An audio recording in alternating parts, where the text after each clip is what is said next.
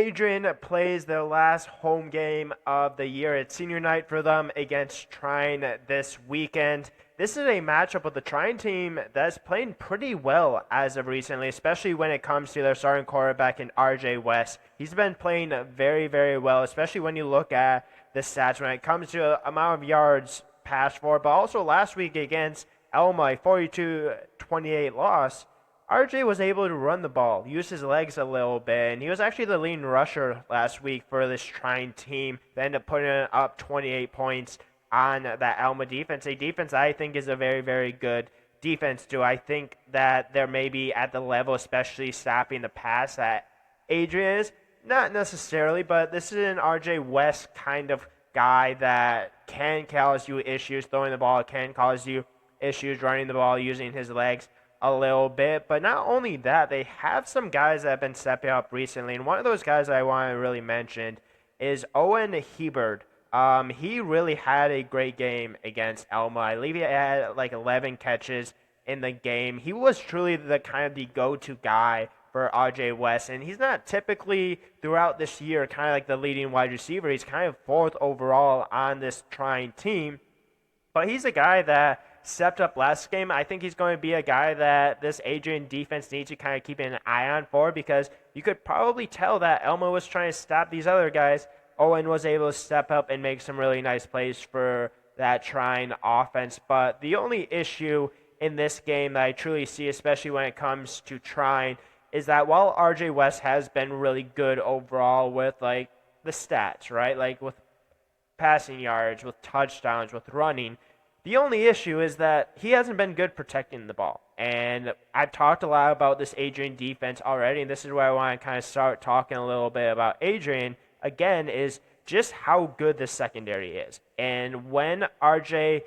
has issues protecting the ball, we've seen teams take advantage of that. And we've seen Adrian take advantage of that throughout this year. And I think that's going to be one of the biggest signs of how this game goes. If RJ can protect the ball, Trine might be able to score a little bit on this defense. Now, do I think they'll be able to probably put up 28 points? No, not necessarily, even if he protects the ball.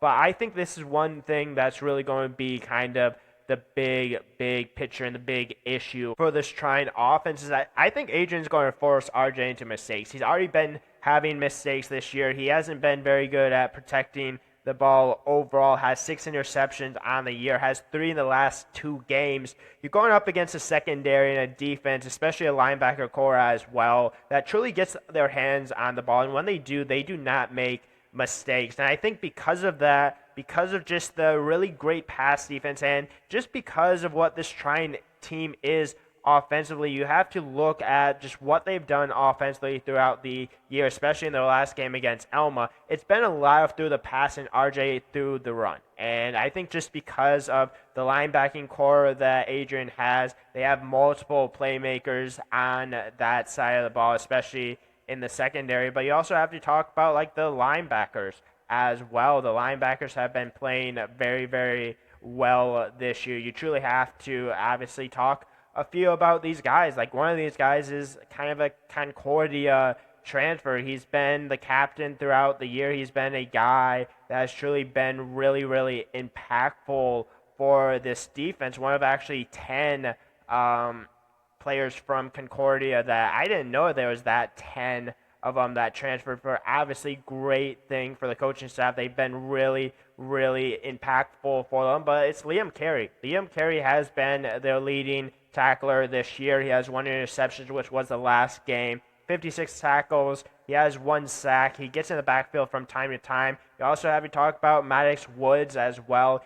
He's not from Concordia, but he's a guy that's been an impactful guy defensively. Ethan Burrows is another guy. I believe he was like the defensive player of the week for Adrian last week. I believe he had, 2 interceptions last week, or 1 or 2. He has 7 interceptions on the year. He's truly one of those guys that if he gets the hands on the ball, he will make you pay.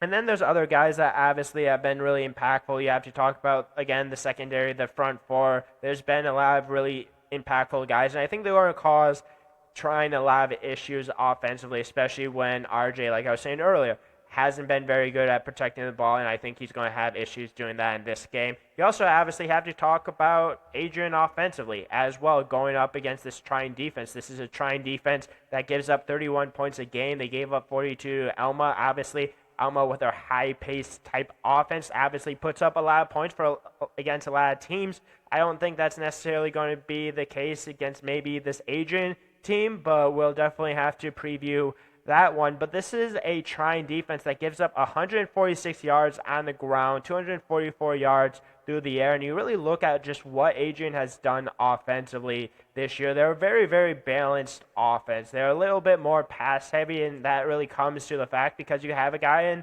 Noah Boudreaux. I've talked a lot about these wide receivers as well.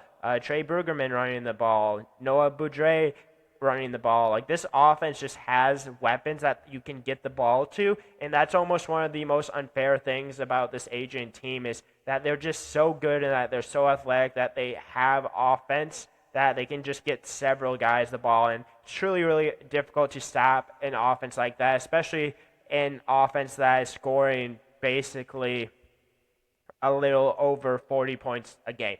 Like, when you do that, you're going up against a Trine defense that's giving up 31 points a game. I truly don't think that's going to be a recipe for success for Trine in this one. And because of that, because of the offense for Adrian, because of the defense, because of RJ West's issues protecting the ball as of recent, I'm going to have Adrian winning this game pretty handily. I think they're going to get the win on senior night. I think it's obviously going to be a very emotional senior night for a lot of these guys, especially for some of the Concordia players as well that transferred from Concordia to Adrian. Obviously, that's a really cool thing that Adrian did, that Adrian coaching staff brought a lot of those guys there.